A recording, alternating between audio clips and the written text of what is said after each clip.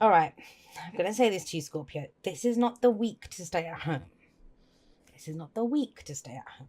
It's time to go out there and shine and be this kind of light. There's going to be a Leo energy coming in, but you know me, the signs don't own the cards, they just lend their characteristics to them.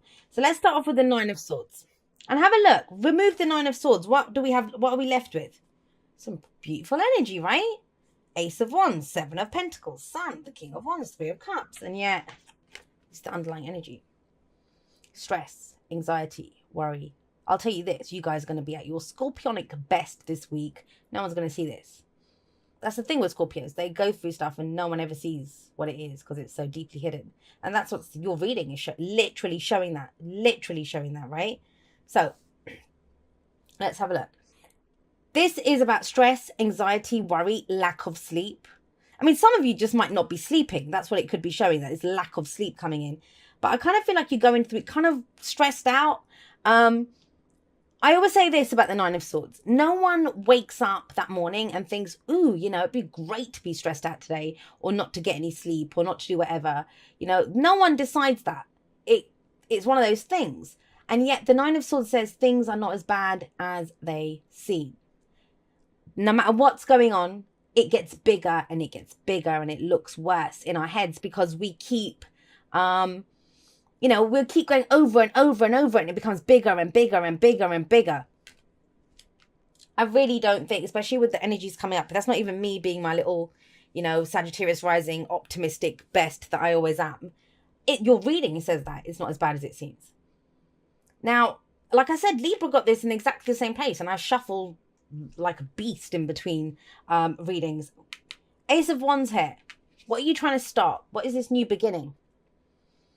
I think everyone just wants a little bit of excitement or a little bit of fun or a little bit of something, right? Maybe that's what's stressing you out. That how am I going to start this? How do I start this new project? How do I start this new relationship? How do I get that spark back? It's that kind of energy when I see these two here. But with the Ace of Wands coming up, it's beautiful energy. That's the central issue here. It's everything else revolves around this. This is what we're focused on. Either what we're dealing with or what we're focusing on, what we're trying to get to happen. And it's a new start. Something that calls to our creativity, to our passions. And we got the perfect guy coming in here to deal with all of that. But we'll get to him in just a moment. But with the Ace of Wands there, and then there's a lot of stress around this. And you know what? I don't know if any of you saw my Instagram story. I posted it Thursday. I'd posted it last week. And I've been trying to get a life. And that's my new project, get a life. Nothing wrong with the life that I have. But I always think that, it's why wait till something's broken? I want a full and a rich experience in my now. I'll try to talk about this in the outro a little bit so I don't kill your reading. But one of the things that I posted was I said, getting a life is harder than it looks, because it is. And that same sentiment seems to be coming up here. I want some new excitement. I want some passion, but it's like, what the hell? It's stressing me out to do this. This is meant to be fun. I always see Wands as kind of very fun energy. Think about the Knight of Wands and the Page of Wands. They're very fun. They're very kind of action-oriented and adventuring and exploring and looking for new experiences. And I get it. I understand why it's stressing you out, because you have the Seven of Pentacles coming up as a past energy. And as a past, that could be last week, last month, last year. The past is whatever. It just shows us why we are where we are. You've put in so much time and bloody effort into something. That's the Seven of Pentacles. It says that. Now, unlike most Seven of Pentacles in this deck, she actually looks quite happy with herself, with what she's getting back. But when we have sevens for me are where we analyze. We look at it. We're like, how far have I come? What am I getting back from this? Because, you've gone from the Ace all the way to the Seven. You've been at this for a while. And you've started to see, or you did in the past, get some returns from it. Now, Seven of Pentacles asks, is it worth it? Is sustained effort worth it? You'll get to where you need to be. Is it coming in fast enough? Is what you're getting, is it right for you? But I do feel like this relates This relates to a situation, whether it's your work, a relationship, a hobby, a business, whatever, that you've already put substantial time and effort into with that Seven of Pentacles there. Pentacles are always tangible. But I don't know, for some of you, you might be, I don't know, maybe you've got a business, right? And it's doing really well, but it doesn't excite you anymore. It doesn't excite you anymore. Or there's a relationship, you've had a lot of effort that's gone into it, you've had to do a lot with it, you know, and you're solid. I'd say you're probably solid now with the Seven of Pentacles there, as in, you know, you can see things are improving or moving forward, and Pentacles usually, sorry, I keep saying Pentacles, it's coins in this deck, but it is Pentacles. You'll get someone saying, why are you saying Pentacles? It's coins. They're the same. So Pentacles, coins coming up here.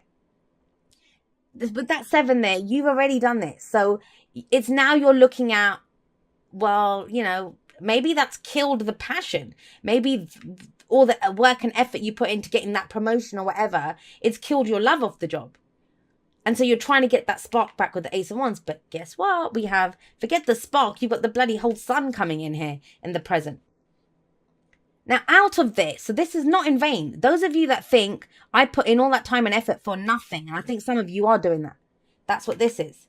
What was the point of that? You know, what was the point of it? There's your point. The sun shows you that. Now, the sun is sat underneath the Nine of Swords. And this is being in your head. As much as swords are about your thoughts, your ideas, your beliefs, and how you communicate them, I don't see communication with the Nine of Swords. I actually see the Nine of Swords as the most difficult. Well, the Three of Swords is not exactly a fun energy, but this is when we're in the thick of it. Whatever we're going through, whatever leads to that guy with 10 swords in his back and the 10 of Swords, it's happening here, the Nine of Swords. You know, in our thoughts or ideas, the worst case scenario is playing out in our heads right here. But then you have the sun. The sun is seeing the truth. The sun is seeing everything. And out of seeing everything very clearly, because you don't see it clearly here, you're just looking, listening. That's our fear response. And don't forget, fear tries to keep you safe, right? This is the what ifs, and what if it never happens, and how will this be, and what's going to happen with that? That's all of that stuff. The sun is like, well, here, potential for great happiness. And I think if you're looking for a new direction, it becomes apparent with the sun. But the sun says that it's not just about, I don't think it serves us to look at the sun as this kind of card that shows up or energy that shows up and just fixes everything. Because it doesn't. All it does, think about it. You know, if it's a hot day, it's a clear sky and the sun's high in the sky, it's noon, and you go out into your garden, it'll show you everything clearly, but it might show you that there's weeds, then you need to pull the weeds out. It might show you that, you know, oh, a water feature would look really nice over there in that part of the garden, but you'd still need to put the water feature there. You see the potential more clearly. All the lights are on. And it shows you, what can I create in this space? What can I create in this, what I'm seeing? The sun is life-giving energy. And so you are the sun in the solar system that is your life. But you can't do that from this, because all this breeds is more fears. So this is saying, look at it clearly. What's the potential in this? Is there a potential in this? Now, from this, once you do this, we have it's double Leo, because they're both cards for Leo. But that could be Aries or Sagittarius as well, right? But with the King of Wands coming up, leading out of this, if this is a work reading for you, then boy, oh boy, if you've been really working to be noticed, to be seen, and you're thinking, well, shit, no one noticed anything, right? I'm still stuck here doing this. I see the potential. If you see the potential and you go for it, if you go to extend your role or whatever, with the King of Wands coming out, this is about you stepping up and shining. It's about you then taking action and going for it. Sometimes I think I'm like the worst reader in the world. Not so much because I don't know the cards or anything. It's because I'm always going to put you to work. I don't believe in, you know, I don't think life is a spectator sport. And that's why I always say, know your reader. Because each reader is a filter for the messages that come through. And that's the kind of person I am. I want to be a part of my life. I want to be interactive in it. I want to take action. I want to do things in my life. And so that's how I always see the energies. I see the cards as giving us ideas of what we can do with the energy available to us. So, King of Wands. King and Queen of Wands, I would see them as celebrities. And I know it's a king. This could be masculine, feminine energy, whatever, right? I mean, he's going to know exactly what to do with that wand. Exactly what to do with it. So if you're looking for a spark, I mean, you get one better. You go straight to the king. Whatever this is that you're trying to initiate, second chance in relationship, relight the fire, the spark, get the passion back, get an idea for a project, shine at work, get a new job even, right? I feel like here, this week, there's a potential for you to see the way forward. But it comes with you not hiding here in your thoughts, afraid, stepping out there and saying, yeah, this is who I am. You know, consider me for this job. Look at me. I'm passionate. I'm sexy. I'm attractive. I'm whatever. That's the King of Wands. He's not going to shine his light. He is neither. I mean, the sun doesn't shine its light. It's there. And that's the King of Wands too. He shines. And I feel like you're being asked to shine and to shine bright. No more hiding in the background doing the work. No more tinkering away in the background for you, Scorpio. Which I get it, right? You know, you guys are the sign of the intensity and the underworld and going within. But when you've gone within, whatever you've learned from that, it's about bringing that up to the surface now. Bringing that up to the surface. And for some of you, I know it's going to be very difficult, but listen to your advice. The Three of Cups. I really feel like this is about socializing more, getting out there, meeting people. That's what I said. This is not a week to stay indoors. Even if you're waiting for something, like, you know, you've applied for a job, or I don't know, the person that you're interested in has gone on holiday or something, or they're not around. If you stay at home by yourself, you know, this is what happens. What do I always say? You know, we have fire, and you have fire here. Fire is just an energy. Now, you can either set the house on fire, or it could be, you know, whatever with that fire, or you can stay warm with it and cook with it and go hang out with your friends with it. But fire is fire. It's what we do with it. Now, the Three of Cups, it can be, if this is work, this might be networking, socializing, drinks after work with people, that kind of thing. You know, maybe I'm getting a scenario and it's very specific, but whenever I see it, I will say it if I see a scenario. Very specific scenario, just to explain how the energy is coming through, of someone who they get in before everyone else, they do the work. They might leave after everyone else. They're very good. You know, they get the results. They're working hard at this. They're getting the results done. But no one really acknowledges how hard this person works because they don't really hang out with them. You know, Bob, who sits at the end of the office, he might not do as much work, but he buys a round of drinks. He's shows up for my birthday. You know, do you know what I mean? That kind of energy. This is more you showing other aspects of yourself. You know, in a relationship, you might be great. You might have been really great at putting in the practical work. We're saving up for the wedding. We're saving up for the house, or whatever you've been doing. You might be going to the gym. Like, this is any kind of practical work that we put in. You're going to, I usually see gym stuff and working out as wands, but I'm trying to explain the energy to you. You know, you've been putting in the work to be a more desirable, you know, a dating candidate, which I don't even like putting it that way. But, you know, to get the dating done, maybe you've been on the dating apps or doing whatever. You've been putting in the work. But it's too much of the kind of boring, mundane, practical stuff. We need some of that fire back. We need some of the socializing back.